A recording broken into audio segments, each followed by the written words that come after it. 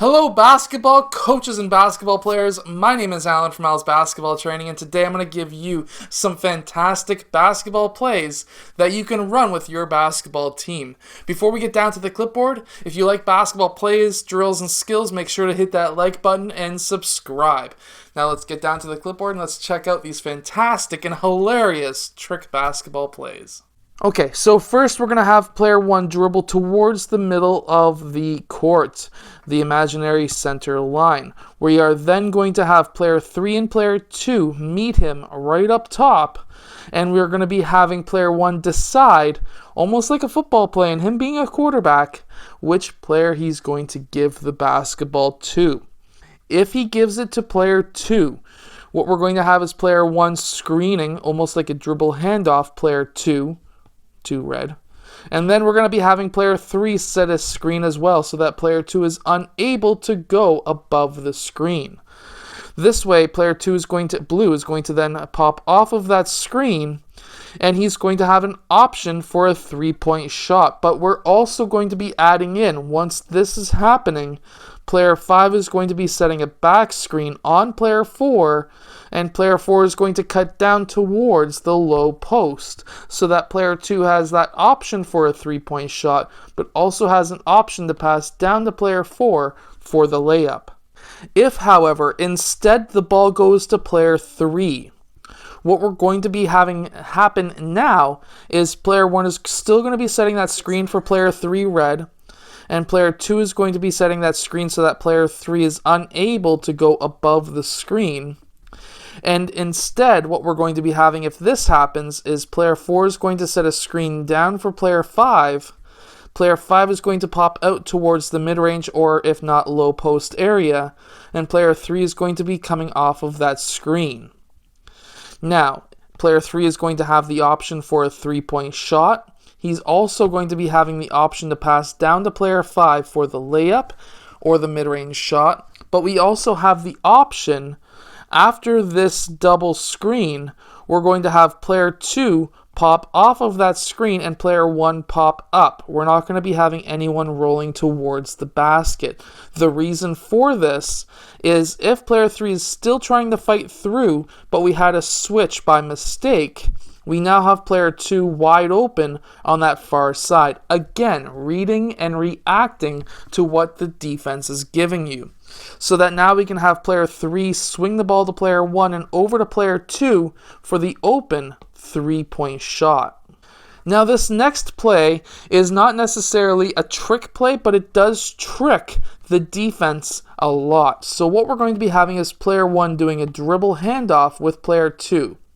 Player 2 is going to be using that screen and doing a dribble handoff with player 3. Player 3 is going to be then using that dribble handoff and that screen, and at the same time, player 1 is going to be popping off and setting a screen down for player 4. Player 4 is going to be popping. If he's wide open, player 3 needs to hit him up for a 3. If he is not open and player 4 fought through, then what's going to happen is we're going to have now a dribble handoff with player 4, and player 2 is going to be setting that screen down for player 5.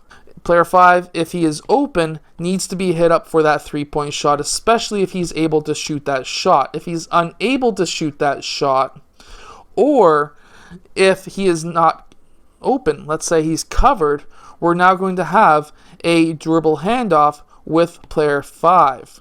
Again, player 3 setting a screen down for player 1, and player 1 is going to pop up top.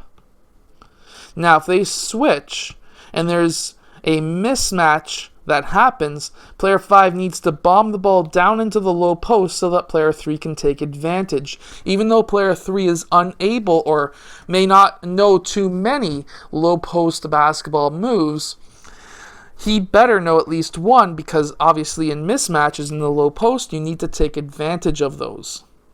The other option is he could take that shot, or we can continue through and have player 1 do a dribble handoff with player 5, and again, same thing is happening. Player 4 sets a screen down, and we're back to the same place. It's almost like a motion offense.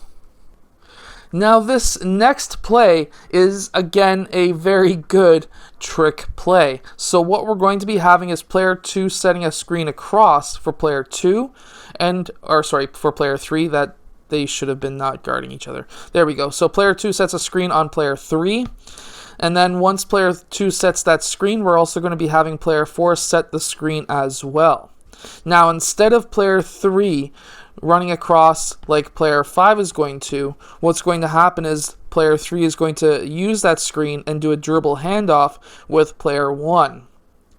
Player 3 is then going to be coming off of that dribble handoff, and he could be taking that 3-point shot. He could be also passing the ball down to player 5.